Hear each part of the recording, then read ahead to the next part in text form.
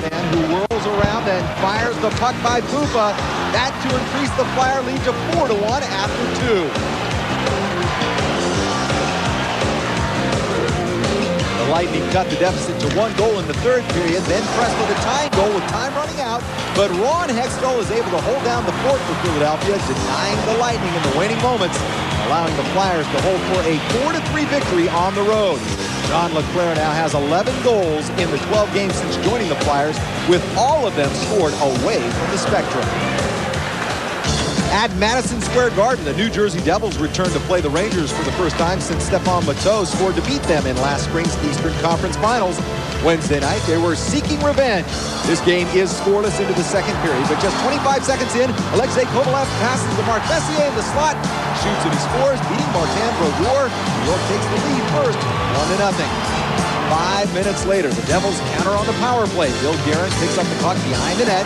He centers to Brian Ralston, who roofs it into the goal over Mike Richter's glove hand, and New Jersey ties the score at a goal apiece. 41 seconds later, the Devils' offense continues to roll. Claude Lemieux passes to Scott Stevens. Stevens then returns the puck to Lemieux. He scores on the deflection. New Jersey takes a 2-1 lead. But the Rangers come back. Right off the ensuing faceoff, Stephane Matteau skates into the Devils' zone. He shoots. Brodeur does make the stop, but Peter Nedved banks in the rebound. New York ties the score at 2 just 8 seconds after the Devils went ahead. The teams will trade goals late in the second to make it 3-3 going into the third. Only 5 minutes in, Nedved spins and shoots. The puck deflects the teammate Brian Noonan, who scores to regain the lead for the Rangers at 4-3. Then with 5.5 minutes left in the third. This time it is Stéphane Richer. Goes around the Ranger net and scores on the wraparound, beating Richter to the near post, and New Jersey ties the score once again at 4-4. With just over 1 minute left in regulation, the Rangers break into the Devil zone. Nedved goes in on Brodeur, and he is stopped. But Brian Noonan passes the rebound to Steve Larmer, who scores into the empty net to put New York back on top 5-4. This is late. Rangers add one more and go on for a 6-4 victory over the Devils. Blue Shirts improved to 7-1 in their last 8 regular season meetings with New Jersey. In Hartford, Connecticut, the Whalers' Sean Burke is establishing himself as one of the NHL's elite goaltenders. Thursday night, he'd have his hands full as the league's best team, the Quebec Nordiques, came to town. 7 minutes into the game, Wendell Clark picks up a loose puck. He skates into the Hartford zone and centers, and somehow the puck finds its way into the net, beating Sean Burke. Clark didn't mean to shoot it, but he's glad he did, as the Nordiques go ahead 1-0. Later in the first, Paul Anaheim sends Jocelyn Lemieux in on a breakaway. Lemieux fakes out Stephane Bissette, then goes to the forehand and beats him to tie the score. Back for the Whalers at 1-1. The score remains tied into the third period. Then 5 minutes in, Quebec's Chris Simon takes a bad penalty as he loses his temper and cross-checks Adam Burke. On the ensuing Hartford power play, Pat Verbeek passes to Darren Turcotte, who centers to Jimmy Carson. Carson shoots. The set appears to have it, but the puck dribbles past him and into the net. The Whalers go on top for the first time in the contest, leading by a score of 2-1. The Nords continue to press with a tying goal late in the period. And with under 30 seconds remaining, Wendell Clark tries the wraparound. He is stopped by Sean Burke. Then Clark gets another opportunity, and amazingly, Burke is able to make a skate save on what looked like a sure goal by Wendell Clark, and the Whalers are able to stay in front. Then in the final seconds of regulation time, Quebec applies more pressure. Sylvain Lefebvre shoots from the blue line, but Sean Burke comes up with his 30th and final save as the horn sounds. This in a big 2-1 victory of Hartford Whalers over the Nordiques. Hartford continues to play well against the top teams in the Eastern Conference. In Boston, the Bruins are playing their last season in the historic Boston Garden. On Saturday afternoon, the Bruins were hoping to use the home ice advantage as the defensive-minded Florida Panthers came to town. Boston continues to dominate their opponents in the shots on goal category. In the first period, John Van Beesbrook is outstanding in the Panther net. After stopping Cam Neely once, the Bruins regroup and start into the Florida zone again. That's Nasler. Shoots from far out. Van Beesbrook stops him, then stacks the pass to deny Neely on the rebound. Boston outshoots the Panthers 12-2 in the opening period. Thanks to Van Beesbrook, it remains scoreless. 6 minutes into the second, Alexei Kazatanov's pass is intercepted by Gord Murphy. He sends teammate Mike Huff in on a breakaway. Huff shoots, scores beating Blaine Locker to open the scoring and give Florida a 1-0 lead. Later in the period, Steve Barnes picks up a loose puck in the Bruin zone. He passes to Scott Mellenby, then gets it back and shoots, but Locker uses his blocker to rob him. The rebound goes wide of the net. Boston remains within one. Still in the second period, the puck comes to Barnes behind the net. He whips it out in front to Mellenby, who fires it home, this time leaving no doubt as the Panthers increase their lead to 2-0. And that would be all the scoring that would occur in this one as Florida wins for the second time this season in the Boston Garden. John Van Beesbrook stops all 27 Bruins shots and records his 20th career shutout. In Pittsburgh, Jaromir Jagr and the Penguins continue to try and climb back to the top of the Northeast Division.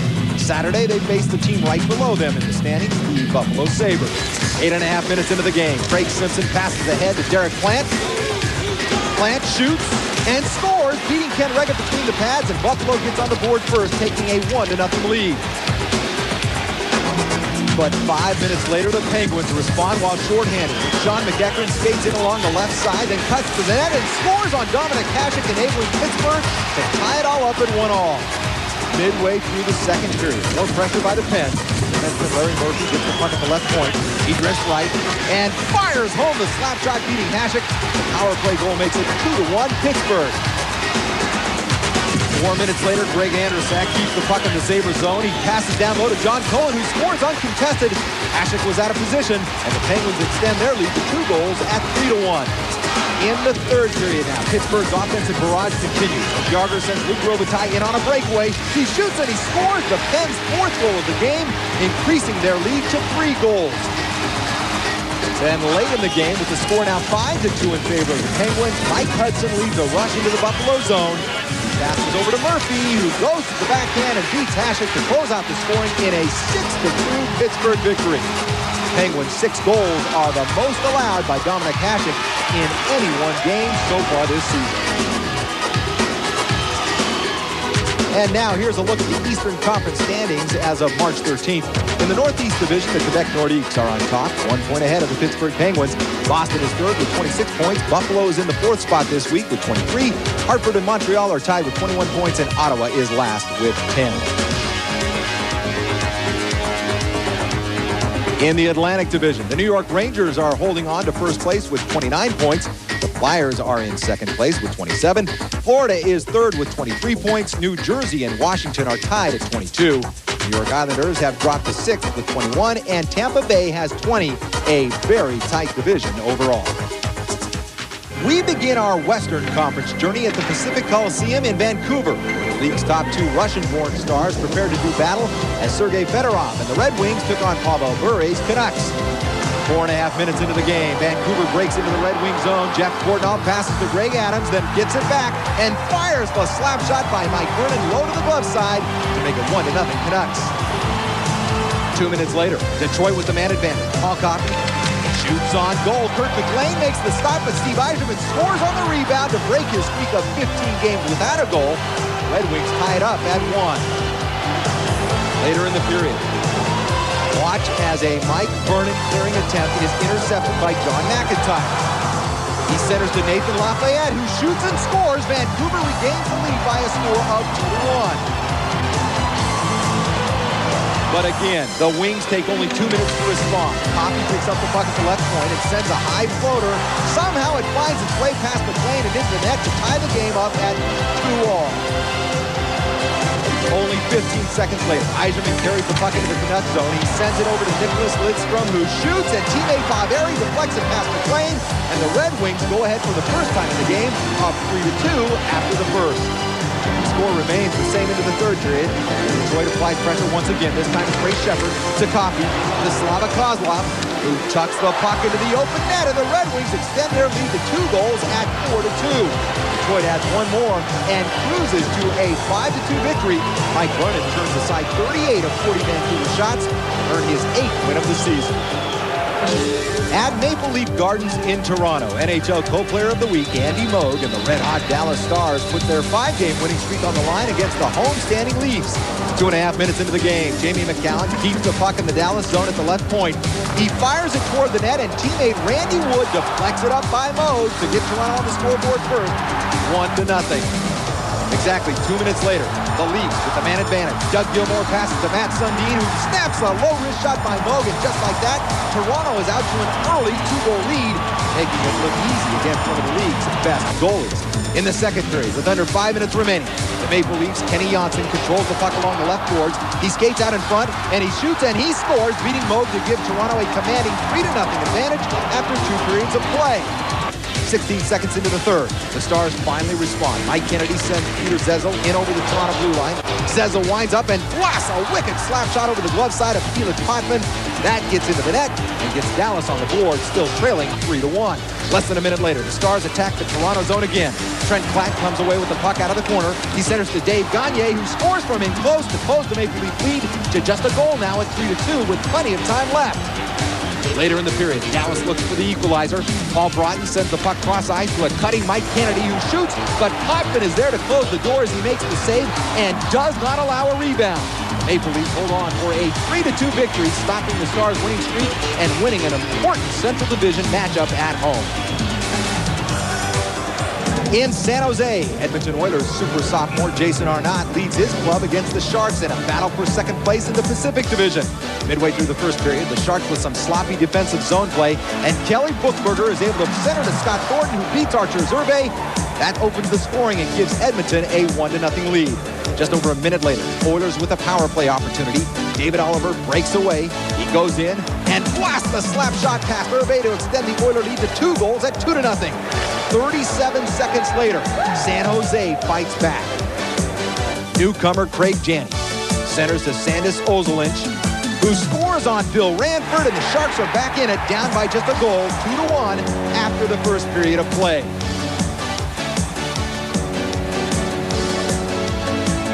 Early in the second period now, the Oilers attack the Shark zone. Buchberger shoots, Zerbe with the save, but Buchberger rifles home his own rebound as his persistence pays off, resulting in Edmonton's third goal, making it 3-1. Late in the second, with the Sharks on a power play, Pat Balloon centers the puck and it deflects into the net off the body of teammate Todd Ellen. Once again, San Jose is within one, trailing 3-2 after 2 periods. But midway through the third, the Oilers' offense gets back on track.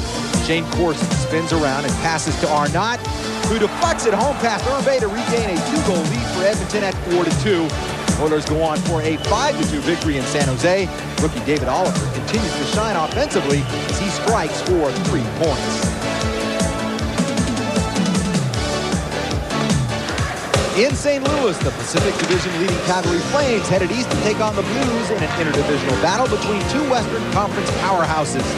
In the opening period, Esa Tikkanen sends cross-ice to Brett Hull, who skates in over the Calgary blue line, then unloads a wrist shot that beats Trevor Kidd from inside the left circle to open the scoring and give the Blues a 1-0 lead. Then at the end of the first, St. Louis looks for more. Doug Lidster picks up the puck along the right side boards. He centers to Glenn Anderson, who deflects it home at the buzzer. The goal counts as it crossed the goal line before time expired, and St. Louis goes ahead 2-0 at the first intermission. Less than 5 minutes into the second now, the Blues continue their offensive assault. Guy Carbonneau shoots from in close. Kidd stops him, but Hull is there to convert on the rebound. St. Louis appears to be well in command at this point, ahead 3-0. But 2.5 minutes later, the Flames answer. Bill Housley's pass splits the defense and springs Theo Fleury. He shoots and he scores, beating Curtis Joseph to get Calgary on the scoreboard, though they are still down by a pair, 3-1. Then late in the period, the Blues rush into the Flame zone. Tikkanen sends the puck cross-ice to Al McGinnis, who winds up and lays into a hard slap shot that beats Kidd. Gives the Blues their 3-goal cushion back at the end of 2. Calgary can never really make a game out of it in the third period. And late in the game, Brendan Shanahan passes to Carbonneau, who scores into the empty net to close out the scoring in this one. The final score is 5-1 in favor of the Blues. St. Louis continues to play solid hockey and stays in contention for the top spot in the Central Division.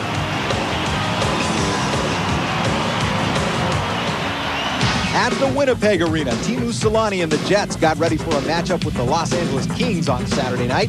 This game remains scoreless until midway through the second period when Yannick Perreault shoots the puck wide on a breakaway attempt, but he stays with the rebound and centers it to Rick Tocchet, who scores on Nikolai Haberdulin to open the scoring and give the Kings a 1-0 lead.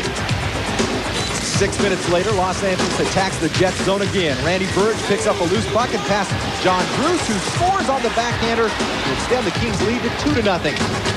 But less than a minute later, Winnipeg returns the favor when Teemu Selanne works a wonderful series of passes with Alexei Zhamnov and sets up Keith Tkachuk, who scores past Kelly Rudy to get the Jets on the board.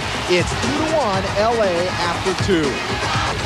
Early in the third, the Kings apply pressure deep in the Winnipeg end. Robert Long passes to Dan Quinn, who comes out from behind the net and scores on the wraparound to regain a 2-goal lead for LA at 3-1. Later in the third, Burge steals the puck in the Jets end. He makes a nice pass with Bruce in front, and John Bruce shoots and scores, beating Harry Hewlett for his second goal of the night to make it 4-1. In the final 2 minutes of play, Winnipeg does try to make a comeback. Dallas Drake carries the puck into the offensive zone and centers to Ty Domi, who deflects it past Rudy to cut their deficit to just 2 goals. But Los Angeles is able to hold on the rest of the way and register a victory by the final count of 4-2. For the Kings, this marks the first time in 52 games that they have managed consecutive wins. And now a look at the Western Conference standings. In the Central Division, the Detroit Red Wings are 2 points ahead of the Chicago Blackhawks. St. Louis is third with 29 points. Toronto moved down to fourth with 26. Dallas is fifth with 22. And Winnipeg is last with 21 points. In the Pacific Division, the Calgary Flames are in the top position with 27 points. The Vancouver Canucks have moved up into second spot with 23. San Jose dropped to third with 20. They are now tied with Edmonton. Los Angeles has 18, and Anaheim is last with 14 points.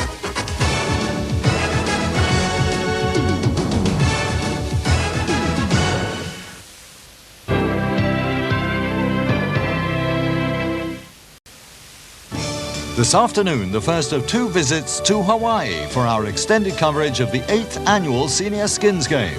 Last year's winner, Ray Floyd, defends his title against past masters Jack Nicklaus, Arnold Palmer and Lee Trevino.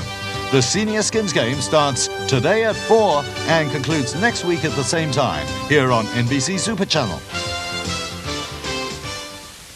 Later on The Tonight Show, keep the St. Paddy's Day party going with Jay. That's all on behalf of the Grand Marshal. Here he comes, Judge Lance Oito. Where is he? Judge Lance Oito. There he is. And tonight, everybody's Irish, even Sinbad. St. Patrick's Day is a very special day for me. Yes? I knew Patrick. Plus, William Shatner, your #1 source for OJ trial comedy, tonight. Tuesday at 7:30 in Executive Lifestyles, Mark Jeffries meets the dynamic Jürgen Klinsmann and finds out how world champion skier Katja Zeitzinger got started. And at 8 in Entertainment Express, we report from the glittering London premiere of Pret-a-Porter, Robert Altman's expose of the fashion business. We cornered supermodel Helena Christensen to find out what she thinks of the big screen version of her day job. Entertainment Express and Executive Lifestyles, Tuesday from 7:30 on NBCSuperChannel. The news agenda is being set in Europe and out of Europe. I think more and more America is looking towards Europe to deliver a world news service. I took a decision about 4 years ago to get out of purely domestic television and to learn and to grow and somehow to come back to world news and to see what's going on gives me as a journalist tremendous scope. It's good to be back because it's a thrusting new service which gets to the right stories at the right time and handles it in exactly, it seems to me, the right way. NBCSuperChannel has tremendous resources. The clout that NBC brings from the States is giving us in Europe a tremendous area in which to work. The bigger the range, the better the future.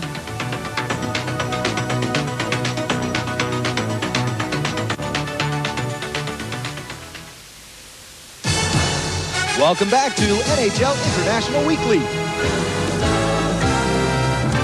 And now our Hot Shots of the Week and the 10 best goals.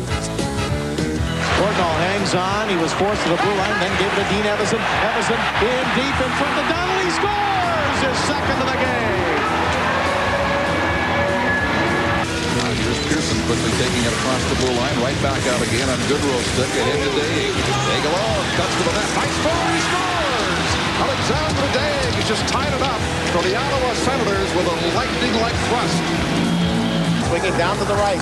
Bodine loses it, but it rolls onto the stick of McTavish. Stopped into the slot. Desjardins turns, shoots, score! All right.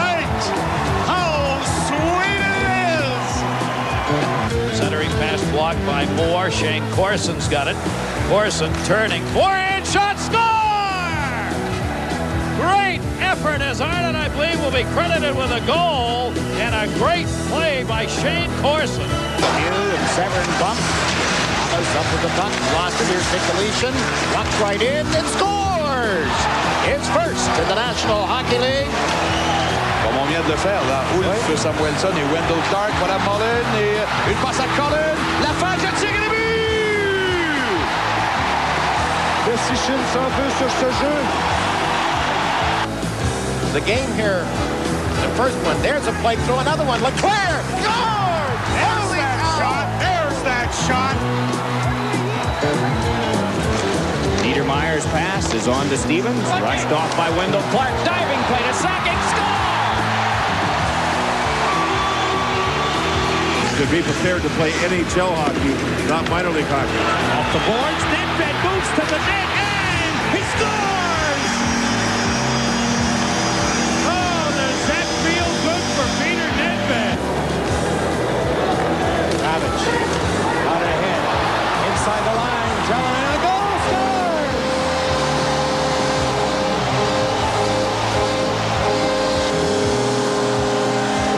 What a beauty to the backhand. And Vancouver leads Anaheim 4-2 with 8:03 to play. And now let's check out the goalies. Back to the center red line. Now here's Ludwig, a giveaway. Sundin's in alone. He fakes, shoots. Great man save by Moe. Rebound shot. Andy stops him. The puck goes wide into the corner. Here comes Carbonneau quickly on the flat over. He wants slip shot. Oh, what a glove hand save by Mikhail Stalenkov. Somebody called 911. Robbery in progress. Cicerelli coming in, Primo along the boards, Konstantinov going for the front of the net, and McLean was right there with a sparkling stop, absolutely sparkling on Vladimir Konstantinov. Both these teams' specialty units have really struggled both ways. Todd Ellick brings it in by Akinsensen. Down low, Balloon! What a save by Ranford! Over to Courtnall. Winds, fakes, stick handling, top of the circle. Fakes again, fires, pad save, rebound shot, good. Great save by Potvin. Another drive. That hit the goal post. There's three. Shoots. Block. Goes wide. Back to Bork again. Full strength to Caps. Oh, what a save by Carey. Oh, a $10 by Jim Carey on Ray Bork. Scott Pearson, 2-on-1 the other way. Pearson moving 3-on-1. Drop back, Pearson shot, save, Irving! 3-on-1, Irving the save. Outlet pass to Savage, breaking down. Harper's it back. Savage weaves his way in. Nice pass to Daniel and back to Lamb. Lamb all alone. Save by Richter. What a save by Mike Richter. What a play by Montreal. And John McLean able to start up ice with it. He's got Broughton with him in a 2-on-1. Chambers back. McLean to Broughton. Oh, and a save made by Pumba. In the center circle is Zalapsky trying to shoot it in. Tardif intercepts. Breaks in 3-on-3. Left wing. Shanahan shot. Great skate setting rebound. Great goal, baby. What a sliding save by Kidd to Rob Creighton.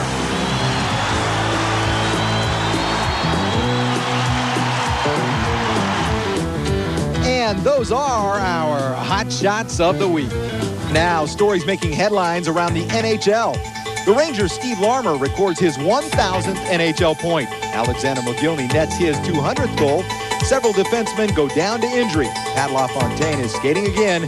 Craig Janney is San Jose's newest Shark. And Andrei Nazarov is suspended for headbutting. Steve Larmer of the New York Rangers recorded his 1,000th NHL point on Wednesday night in a game against the New Jersey Devils at Madison Square Garden. Larmer got credit for an assist on a second-period goal by Brian Noonan to give him .999.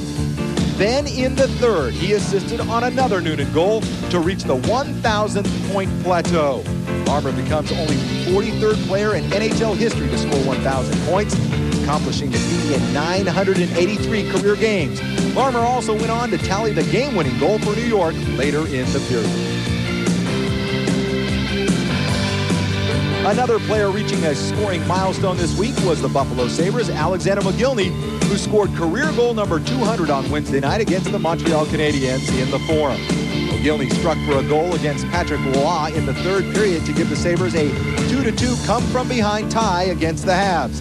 McGillney's 200th career goal comes in just his 352nd NHL game.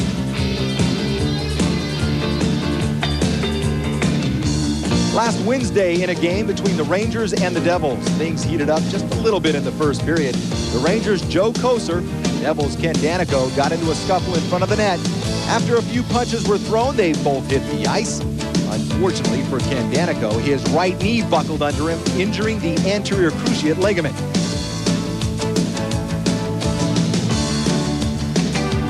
He laid on the ice for several minutes, and teammates helped him to the locker room. He is expected to miss 4 to 6 weeks. This will be the longest Danico will be out of the lineup in his 12th season in the league. It was a bad week for defensemen. The New York Islanders have lost another player to injury. Rip Pilon will miss 4 to 6 weeks with a severely sprained left ankle. He joins 2 other Islander defensemen, Scott LaChance and Darius Kasparaitis, on their injury list. Toronto Maple Leafs defenseman Dave Ellett is expected to be sidelined for the next 4 to 6 weeks because of a cracked bone in his foot. Ellett was injured in a game against the St. Louis Blues when he was hit in the skate by a shot from Brett Hull. Vancouver defenseman Jeff Brown also got hit with a puck, and he is expected to miss 3 weeks. And Chris Joseph of the Pittsburgh Penguins is out with a knee injury. He will need at least 4 weeks for recovery. For all you Pat LaFontaine fans, he's finally back on the ice. It's just practice for now. By the end of the week, he is expected to be in the Sabres lineup. Even he was surprised how good he felt getting back out there. Well, I had a little spring in it. It felt real strong. I had a real hard weightlifting day yesterday in New York and flew in last night and watched the game. And, you know, just excited to see the way the team's playing. We got 5 out of our last 6 points, and the guys seem real loose. And it was fun. It was nice to be out there with my teammates. Center Craig Janney finally has a place to call home. Last Monday, the San Jose Sharks added Janney to their roster and welcomed him to the Shark Tank. The St. Louis Blues made no secret about the fact that they wanted to trade Janney. He was benched for 4 consecutive games earlier this season. So 2 weeks ago, Janney made the decision to leave the team. Janney has been a top playmaker and was the Blues' second leading scorer in his last 2 seasons. However, new general manager and head coach Mike Keenan came to town. He brought with him a new style of play. Reported that Janney did not adapt to that new style, and as a result, he fell out of favor with Keenan, a subject Janney is still uneasy about. You ask him. I had no differences with him. He never told me anything, so go ask him. That's all I'll say about that.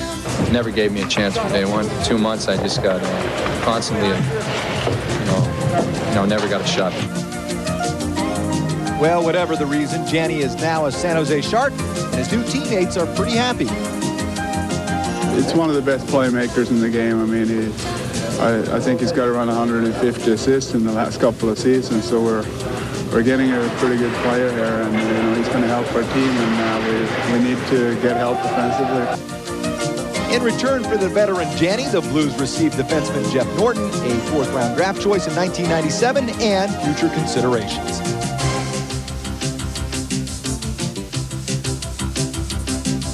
Another player who had waited a long time to find a new home was veteran forward Murray Craven. Craven, who was idled by his free agency status, was traded by the Vancouver Canucks to the Chicago Blackhawks for Finland native center Christian Ruutu. Craven has not played since the Stanley Cup Finals last June and was unwilling to return to the Canucks after the lockout due to the fact that his status was not clear. He would have had to return at the same salary as he played under last season, which was $570,000, because it was not determined whether he was restricted or unrestricted. Canucks president and general manager Pat Quinn said, "The Craven situation should have been settled last summer, long before the lockout. We did make Murray an offer. The price tag he wanted was something we didn't want to pay." Craven has reportedly been offered $4 million over the next 3 seasons with the Blackhawks. The Mighty Ducks of Anaheim made a player deal later in the week when they sent veteran Anatoly Semenov to the Philadelphia Flyers for defenseman Milos Holin. The National Hockey League took action for an incident involving Russian native left wing Andrei Nazarov of the San Jose Sharks. Nazarov has been suspended for 4 games without pay and fined $500 as a result of headbutting Winnipeg defenseman Stefan Quintal in a game. Be less confrontational. Maybe try conference calling.